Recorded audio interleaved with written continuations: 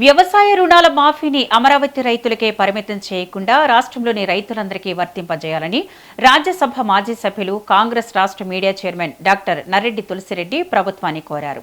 వేంపల్లిలో నిర్వహించిన మీడియా సమావేశంలో రైతులు గిట్టుబాటు ధరలు, ఎరువుల ధరల పెరుగుదల, పంటల బీమా అమలు లేకపోవడం, పెరుగుతున్న అప్పులతో తీవ్ర ఇబ్బందులు ఎదుర్కొంటున్నారని అన్నారు.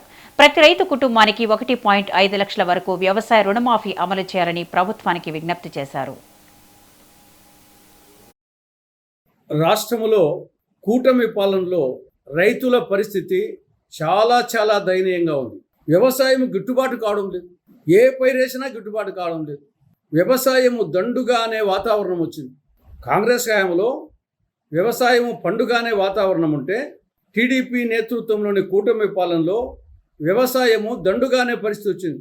ఏ పైరుకు గిట్టుబాటు ధర లభించడం లేదు. అది మిర్చి కానీ, పొగాకు కానీ, పసుపు కానీ, ఉల్లి కానీ, లేదా టమోటా కానీ, చీని, అరటి, మామిడి, ఇలా ఏ పంటకు కూడా గిట్టుబాటు ధర లభించడం లేదు.